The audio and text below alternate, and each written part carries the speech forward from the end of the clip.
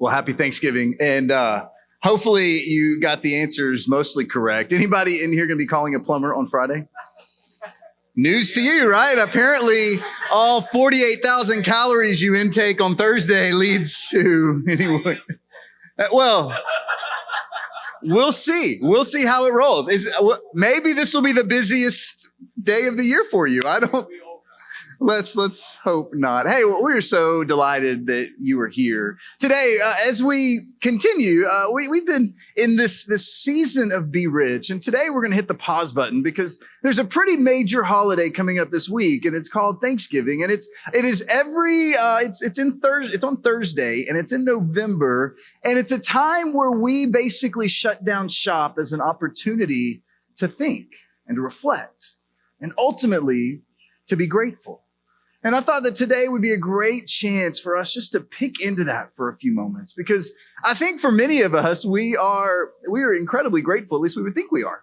But maybe through the course of today, we can talk about something that can really help encourage, champion, and maybe make relationships you're in the middle of even richer, because you're going to see many of these relationships on Thursday. So just wanting to help you love everybody and not just have to love the people at your table. That's our mission. A couple of months ago, I was with a friend of mine, a buddy of mine, who actually is a huge fan of you guys. He lives in California. He follows us on Instagram and on social media. And he, from time to time, will text me and say, hey, how are things going at North Tarrant? And it's fascinating for me to reach out to him and say, hey, this is how things are going. You need to move to Texas. That's what I keep telling him, right? But one day he was actually in the Fort Worth area, and he was meeting some different people in the area. And he messaged me and he said, hey, Scott, I want to connect with you. And I said, that would be great. Where at? And he goes, are you kidding me? In-N-Out Burger is the only place I go in Texas. I'm like, Cali, whatever, right? But in the course of the conversation, in the course of meeting at In-N-Out Burger, he and I, we began just to reflect and to talk about a couple of things. And I asked him, I said, hey, let me ask you this. How is it that you keep the rhythm that you're in? You travel quite a bit. You do so much with your life. And yet when I follow you on Instagram, I see that you are quite the family man, and you do so much to help, to lean in, to encourage those around you, that I see a genuineness within you. And he goes, well, let me just tell you the rhythm of my life. I'm like, okay, taking notes, right?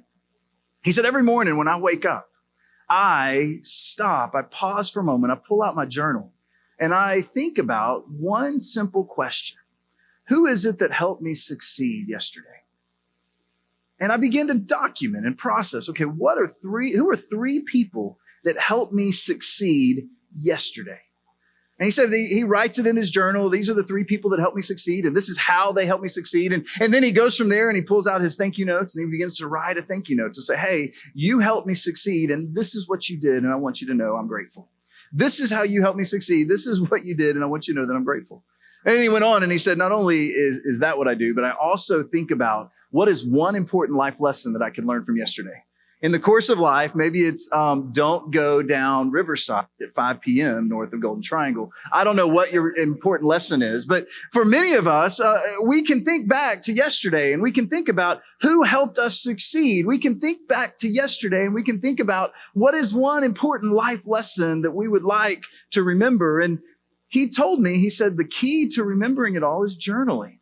It's writing it down, because I know a lot of life lessons that I forgot. And now I don't know them anymore, right? I mean, that's probably the same case. But for many of us, I know a lot of people that helped me succeed, and I never shared the fact that they helped me succeed. And now I've forgotten, because Monday came, and Tuesday came, and Wednesday came. And you know, there's this thing within humanity, there's this thing within all of us, that it has the potential to be very, very hurtful if we're not careful. There's something inside you and I, there's something that we do on a regular basis, and many of us do it and we don't even realize it, that can be so devastating to relationships. And it's this one word. It's ingratitude. Ingratitude is a word that many of us, we lean into and we think about. We try not to say that's us. In fact, many of us, if I were to ask, are you an ungrateful person? You'd be like, are you kidding me? No, I'm not. But the thing about ingratitude is, for many of us, it's unexpected. There's this idea that, hey, with being ungrateful, we've got this idea that, you know what, things just happen. And I really am grateful, but I just forgot. What happens when we have this idea of being ungrateful is we begin to communicate to those around us that we deserve whatever you gave us. And we don't mean it that way. But the other side is true, is for those of us that gave something away and we're expecting some sort of acknowledgement that you did something. There's an expectation that maybe you would say something back and it never shows up. And there's almost this idea that, man, you feel like you deserve it. Should I ever do it again? For many of us, this idea of being ungrateful, it shows up in different ways, and it shows up in behaviors. Sometimes it shows up in the behaviors that you really don't want to see, but sometimes it shows up in the behaviors that you wish you saw and are absent.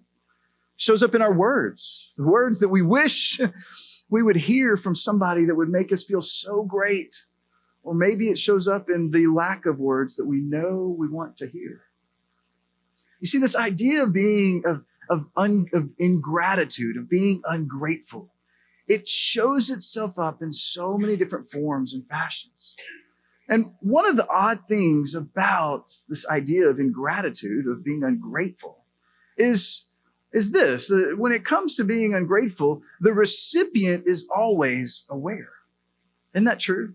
That if you were the recipient of an ungrateful heart, if you did something for somebody and they didn't return the favor, you are very aware that something was owed. You were very aware that somebody should have said thank you. But the other side of this is true. It's not just the recipient that's aware. The initiator is rarely aware. The one that's initiating the ungrateful heart, the one that's initiating ingratitude, they're rarely aware that that is true of them. In fact, let me just ask you a question. And this is, how many of you have ever felt ungrateful before? How many of you have ever been ungrateful? Let me rephrase that. How many of you have ever been 13 years old before? Yeah, we've all been there, right? We've all been in that rhythm where we feel like we know what's going on. We want to be grateful. But nobody in here wants to be ungrateful, right?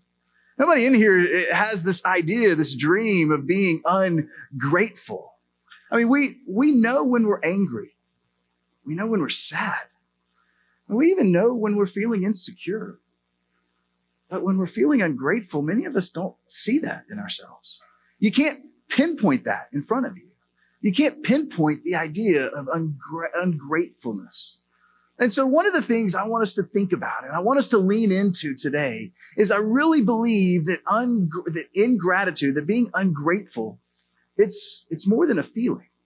You see, being grateful is, many of us feel that we need to be grateful. We feel that this is what I need to do, but so rarely do we express what we need to say. We know the feelings that we need, but we rarely express the words that we want to say. And there's this disconnect between what we really want to be about and what really, really happens. And the reason that this is important, the reason that this is such a big deal is that gratitude and ingratitude are relationally determinate. That gratitude and ingratitude are relationally determinate. In other words, that whether you are grateful or ungrateful, whether you show a spirit of gratitude or ingratitude, it will determine the scope and the trajectory of your relationships. I mean, we've all been in relationships with somebody that we felt was ungrateful. And how did it make you feel? Did you want to lean in more? Did you want to be with them more? Did you want to give more to them? Or did you want to kind of pull back? We've been in relationships with teenagers before where we're like, are you kidding me? Like I do and I do and I do, and this is what I get in return. But we've also been in relationships that have been filled with gratitude. And what does it do for our relationships? When you get to experience what gratitude looks like, we're more apt to want to give. We're more apt to want to serve. We're more apt to want to be in the middle of and help and champion and lift up and encourage. So the reason this is a deal is that gratitude and ingratitude are relationally determinate. And so today, what I want us to do is I want us to peer into the life of Jesus, because Jesus, he showcases a story that I think illustrates this better than I could ever imagine. It's a story that many of you are probably aware of. It's a story that many of you have probably read, but it is an account. It's a story that is so valuable, especially considering the season that we're in. Because Jesus, and I'm just going to let you know, if you're the reading type, I want to encourage you over the next month, read one of the accounts of Jesus. Maybe you're far from God. Maybe you want nothing to do with church. Maybe you came in here today and you're like, I just came because they promised that I would be able to eat lunch this afternoon. So I'm here and I'm a little disappointed. Like, would you hurry up and stop? Like, if you could land the plane, that would be great. Or maybe you're here because you're like, I was promised kolaches or sausage rolls. I call them kolaches. You call them what you want. They're still kolaches. Maybe that's, I don't know why you're here today, but I'm grateful that you are. And if maybe you're in here today and you've been absent from reading the Bible, I would encourage you. Dig into the life of Jesus. Dig into Matthew or Mark or Luke or John, because there's incredible detail and accounts of who Jesus is and what it means for you and for me. So Jesus is in this story and he's walking. In fact, we're going to pick up the story in Luke, Luke is an individual who understood what was going on with the life of Jesus. He understood that Jesus had died on a cross and something happened, because every single follower of Jesus was emboldened by this thing that happened. And so Luke saw these individuals that accounted for a resurrection. And he said, I want to write a detailed account of what happened in the life of Jesus. And so in Luke 17, we're going to pick up on this account of Jesus where he interacts with this idea of gratitude or ingratitude. In Luke 17, verse 11, it says this. Now, on his way to Jerusalem, so Jesus was going from the north, was going from Galilee down to the southern part of Judea, from the north to Galilee down to the Jerusalem area. In the middle, there's this part called Samaria, which is basically the Jews and the Samaritans. They didn't get along really well. Think oil and water, not happy, right? And so in the middle of this, Jesus is coming. He's traveling from the north down to the south, and he gets to the bordering areas around Samaria, and he says this, which is kind of fascinating. He says, now on his way to Jerusalem, Jesus traveled along the border between Samaria and Galilee, and it continues on, and he says this, and as he was going into the village, 10 men who had leprosy met him. There's 10 men that have leprosy. Apparently, if for those of you that are familiar with, maybe you don't understand or don't know what's going on here. Maybe you do, but if you had leprosy in that day, it was basically a death sentence. If you had leprosy in that day, there was no healing to it. It was seen as contagious. And so what you would do is you would take the individuals that were suffering from leprosy and you'd put them on the outskirts of the town and you would kind of leave them there. They would be there and they just hung out together. Like they hung out as their own clan, as their own people group. And they were never allowed to come into the city. They were never allowed to come near people. And so these 10 men had leprosy. They met him and they stood at a distance, because that's what you do if you have leprosy. And they called out in a loud voice, Jesus, Master, have pity on us. Jesus, Master, have pity on us. They see who they think is Jesus. They're looking and they're like, okay, there's a crowd following him. Maybe that is this guy that we've been hearing murmurs about, who's been healing people. Like, if only we could get close to him, it could change our life forever. So they run over, Jesus, Master, have pity on us. And then Jesus does something kind of interesting, because most of the time when you read the story, the accounts of Jesus, when somebody has an illness, when somebody has a hurt or a hiccup that they want Jesus to intervene in the middle of, Jesus comes over and he touches them, or maybe he spits in the mud and picks up the mud and puts it in their face, or there's no telling what Jesus is going to do, but typically there's an interaction there. But watch this. As Jesus continues, he says, when he saw them, he said, go show yourselves to the priest. He sees them from a distance, and instead of saying, hey, y'all, come here, I'm gonna heal you, he just almost shouts back at them. Like, I'm too busy for you. Hey, just go show yourself to the priest. You're good. Just go on. I'm going this way. What? When he saw them, he said to them, go show yourselves to the priest. Which to us, that's kind of interesting, right? We read that and we're like, what is he trying to say in this? But in that culture, 3 different things were happening in this moment. Number one, But when it comes to being sick, when it comes to this idea of having leprosy, in order for you to be deemed healed, you had to go to the priest. You had to present yourself, and the priest would give you a clean bill of health if you were truly healed or healthy. Which is funny. I think about me, like, I'm glad that that's not my responsibility, right? Like, you come to me, I don't know. I mean, say, okay, your tonsils look good. You're healed. Go. Like, what response? Anyway, that's another story. So Jesus is calling out to these individuals and saying, go show yourself to the priest. In other words, if you're lucky enough to get close enough to the priest, you guys with leprosy, maybe they will be able to show you that you're healed. So just go and show yourselves to the priest. The second thing that's going on in this scenario is imagine you're the priest, and let's just say that what Jesus does works. And all of a sudden, 10 guys walk up to the priest healed at the same time. What do you think the priest is going to do? Hey, what happened? Wait a second. There's no way. You're telling me that a dude on the highway yelled at you guys and now you're healed? Like, imagine the thoughts and ideas that are going on in the priest's mind as he realizes these 10 men came and they're all of a sudden healed because of a guy that was walking along the road. That these 10 guys were healed in the same moment. The third thing that's going on in this scenario is for them to really go. It involved an act of faith. Imagine, they were wanting Jesus to do something. And they see who they think is Jesus, and they're like, hey, Master Jesus, have pity on us. And he just yells something, hey, go show yourself to the priest, just go. Like, I don't think that's what they had in mind. What would it have taken for you to hear him? Maybe I'm hoping that's Jesus. He didn't do what I wanted him to do. He just told me to go. What would it do for you to get up and walk? Imagine those 10 guys, they could have looked at each other and said, well, that didn't work. Or they could have gotten up and said, you know what? We still have leprosy, but we're going to put our faith in that guy right there. He said something to us. He encouraged me to take a step. And so I'm going to do what he told me to do, and I'm going to take the step. And sure enough, we read on in the account, and I don't know how far they had to go.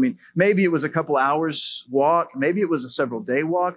If they're around the border and they had to go all the way to Jerusalem, we're talking multiple day journey that they are walking in hopes that maybe from point A to point B, they wake up one morning and miraculously are healed.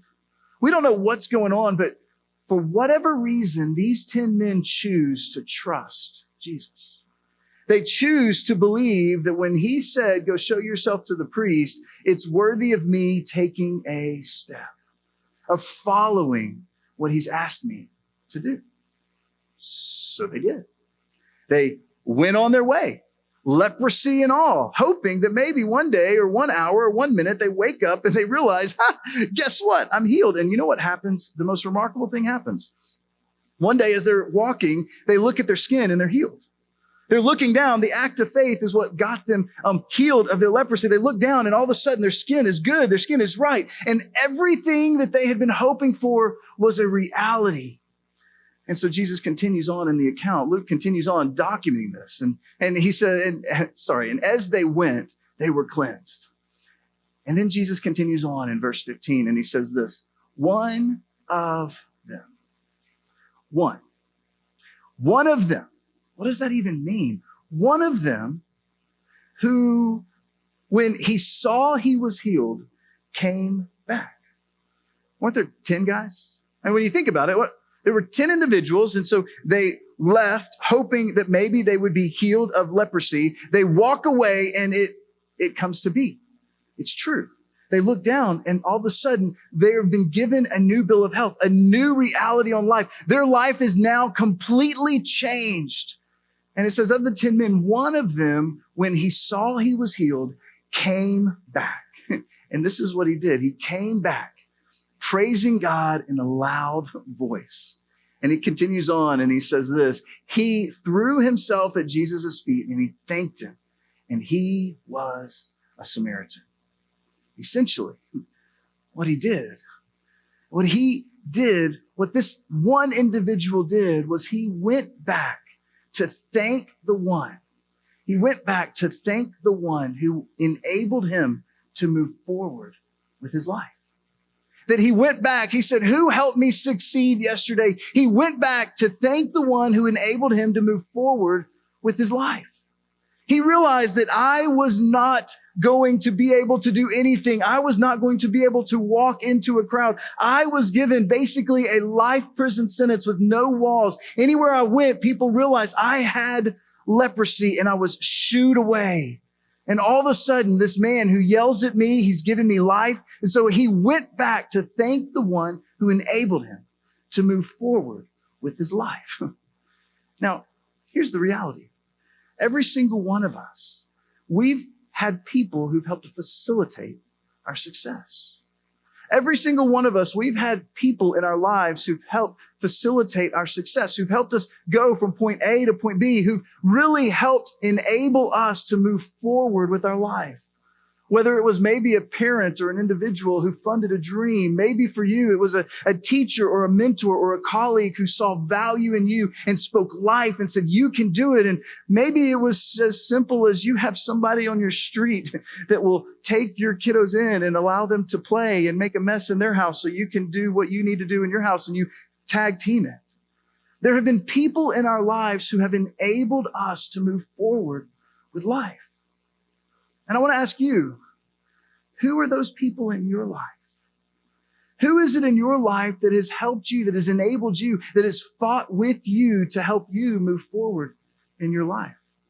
And this is where the tension gets kind of real. This is where we get this gratitude versus ingratitude, because Jesus says something that's pretty fascinating. He asked when he sees this one in 17:17, Luke documents, were not all 10 cleansed? I don't know what was going through Jesus' mind. Maybe he's being facetious in this moment. Maybe he really thought he did something wrong. Like, I thought I healed 10. Was my my powers not good enough? What just happened here? Maybe I shouldn't have yelled. I should have walked over. I should have stopped what I was doing and engaged and said, hey, y'all are the outcasts of society. Hey, let's huddle up together and let's sing Kumbaya and let me touch everybody's forehead and go on with your merry way. Jesus looks at him and says, we're not all 10 cleansed. And then he asks a more poignant question, because he knew the answer to the first one. In fact, he asked this question: where are the other 9? Where are the other 9? Jesus knew something was missing. Jesus knew that something was incomplete. Jesus knew that there was an open-ended reality that needed to be closed. He knew that there was a loop that needed to be finished. He knew that he had done something and something was owed him in return. And he's asking the question, where are the other 9? Because he knew that something was unfinished. Now, we experience that, right? I mean, I'll just give you a point in case in our life. We've got a 5-year-old and a 3-year-old, and we're trying to teach them how to be grateful. Somebody gives them something, right? And what's the natural thing that comes out of my mouth?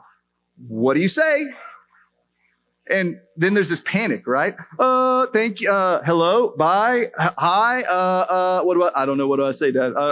Right? Like we really want to strive, and we're like, hey, I want to teach you how to, like, everybody inside of us, we know deep down inside that we don't want to raise somebody that is the other 9. But how many of us feel that tension, though? Because here's what I would imagine. I mean, we look at this and we begin to think, those guys, they were so ungrateful. But I have a feeling that if you were to ask them, they wouldn't have said, yep, I was ungrateful. They would have been so grateful and so excited about what God had done in their life. They would have been so excited about how Jesus had interacted with their life, but yet there was a loop that needed to be closed. In fact, Jesus finishes in Luke chapter 17, 18 and 19. He continues on. He says, has no one returned to give praise to God except this foreigner? Then he said to him, rise up and go. Your faith has made you healed. Your faith, the fact that you took a step. So what does it look like to be the other 9? Because none of us want to be the other 9, but here's what I see when we look at the other 9 is the other 9, they felt gratitude. I really believe that in their heart of hearts, they felt gratitude. They felt that there was something inside of them, that somebody did something for them that gave them their life. But yet they felt it, they didn't express it. And there is a dynamic within this reality that can change our relationships. Because when we feel it, oftentimes we stop there and we think that's enough.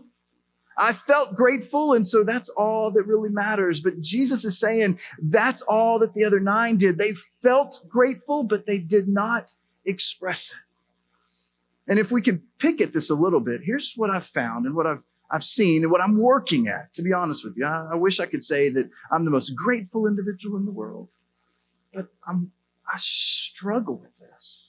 Here's what I found is unexpressed gratitude communicates ingratitude. That we think we're grateful, but we don't express it. We think we're grateful, but we haven't necessarily taken the legwork to tell the people who facilitate our success that you did something for me that mattered to me. And so in light of that, unexpressed gratitude communicates ingratitude. For some of us, that is a parent or that is a son. Maybe it's a significant other. I don't know where that is, but we all have seen this play out. And the problem with this is because the next step to this is when we continue to showcase unexpressed gratitude, is it's actually experienced not as ingratitude, but as rejection. When we continue to go on without communicating how grateful we are, it communicates the opposite. It communicates rejection. It communicates the idea that what you did for me, I deserved it. That what you did for me, it's about time you did that for me. It communicates to the other person that, oh my goodness, you should do that more often. You don't need to worry about my gratitude because that is what I expect in life. Unexpressed gratitude is experienced as rejection. And then to take it another level, to take it another step forward, when we begin to see this, we see that not only is it experienced as rejection, but over time, unexpressed gratitude has the same effect as rejection. That unexpressed gratitude just continually over time, has the exact same effect as rejection. And we talked about earlier that gratitude and ingratitude, that those are relationally determinate. That when we decide to be grateful, what it does in a relationship is it breathes life into it. When we decide to thank our spouse for what they're doing on a regular basis and not just take it for granted, it speaks life into the relationship. When we decide to thank our parents for what they've done for us, it speaks life into a relationship, even though we might say, yeah, but they're my parents. They're supposed to do that. They're my spouse. That's just what they're supposed to do. You see, over time, unexpressed gratitude has the same effect as rejection. And if I could pick a little bit more, and this is more at me than it is for you guys. Like, if you could just, this is group therapy. Thank you for letting me. But here's what I've also found is that unexpressed gratitude may indicate an inflated view of self. Scott, I'm not that. I'm not arrogant. I'm not cocky. But isn't it true that when we feel grateful, but we don't express it, we're basically communicating that, hey, that is what you're supposed to do. I am the most important person in your world, so just keep spinning around my world and keep helping me do whatever I can do to succeed, but you don't need my gratitude. Just seeing me succeed is enough for you, baby. Come on. That unexpressed gratitude may indicate an inflated view of self. And some of us in here were saying, but Scott, I really feel grateful. I just have a hard time expressing it. But like I say thank you like every Mother's Day and every birthday and every anniversary, and Christmas is coming up, and even Thanksgiving. Like I'll even like pray the prayer around the Thanksgiving table, and I'll make sure to add a couple extra seconds of prayer for my spouse so that she knows exactly how I feel. But it's not something that we do once in a while. It's a regular reality that we need to be pouring into our relationships, because unexpressed gratitude may indicate an inflated view of self. And I've never seen a relationship that has been a successful relationship when one individual is the prideful individual that everything else is spinning around them. Now, wait, you're not prideful. Like, come back. This is to me. Thank you. Like, thank you for. But if there's something inside of us that has a hard time saying thank you, can I ask you, what is that? Like, really, what is it inside of you that has a hard time saying thank you? What is it inside of you that when we really begin to think about how we need to be grateful for those people that have lifted us up, what is it inside of us that has a hard time saying thank you? Well, here's what I would like to do. I want to just encourage you for a few moments, right? I want to give you maybe some homework because I really believe that this idea of being grateful is something that can be life-giving in every relationship you have. And I know that this isn't true of anybody in here, right? I know that all of us want to be the one. We don't want to be the other 9. So if we're going to do that, here's a couple of thoughts and just some questions I want to probe and I want to ask. Who's facilitated your success? Who's really helped you become who you are today? Who is it that when you think about who you need to thank, who is it that comes to mind? When you think about life and you think about neighbors, you think about the family dynamic you have, who in your sphere has helped you become who you are today? Who in your life deserves a thank you note? But you're sitting there saying, Scott, I can't send them a thank you note. They're sitting right beside me. And if I send it, they'll know I'm only doing it because you told them to. Well, here's the deal. I'm not that smart. For me to write thank you notes, I need to be told to, right? Like, it's okay. Own it. Because the truth is, if you go home and you don't write a thank you note, you don't express the gratitude, here's what's going to happen is they're going to experience it as ungratefulness. And they're going to look at it and say rejection. And they're going to look at it and be like, oh, are you kidding me? I thought I'm looking forward to hearing it, right? But here's what I want to encourage you with. What if we went from today and we made it our aim this week to write 3 thank you notes? And we said, we want to answer the question, who has facilitated my success? Because I know for all of us, we don't want to be the other 9. And we don't perceive ourselves as the other 9. But unexpressed gratitude is seen as ingratitude. Unexpressed gratitude is seen as being ungrateful. It's not enough just to feel it. We've got to express it. And if we'll do that, if we'll choose to be grateful this week, there's no telling how great the stuffing or the dressing might be. Unexpressed gratitude is felt and experienced as ingratitude. It's not enough to feel it. We've got to express it. God, we love you and we thank you so much for the fact that you are a big God. And God, I just ask that this Thanksgiving season that we would lean in, that we would take our cues from Jesus who called him out and said, hey, where's the other 9? And God, I know we can easily be selfish and be like, those other 9, they were just ungrateful crazies. But God, I believe that they really felt gratitude in their heart. They were granted life back from you. But God, even though they felt it, they didn't express it. May that not be said of us. God, I pray that this week that you would encourage us to be grateful, to look for ways to say thank you, to look for creative and personal ways to encourage the relationships that are around us, and to say thank you for helping us succeed. Thank you for making life better. Thank you for the way you parent. Thank you for the way you love. Thank you for the way you lead. God, I ask and I pray that as we navigate Thanksgiving, that we would be more concerned with gratitude than turkeys and relationships than frustrations. God, we need you this week more than ever. We ask it all in Jesus' name. Amen. Amen. Hey, thank you so much for being here. Hey, next week, we are beginning our brand new series entitled The Unsettling Solution for Just About Everything. And the beautiful thing is this, is it's going to help us get through the holidays and think about the holidays on an incredible basis. And so we're starting Christmas. Every single one of you guys should have these little cards in your chairs.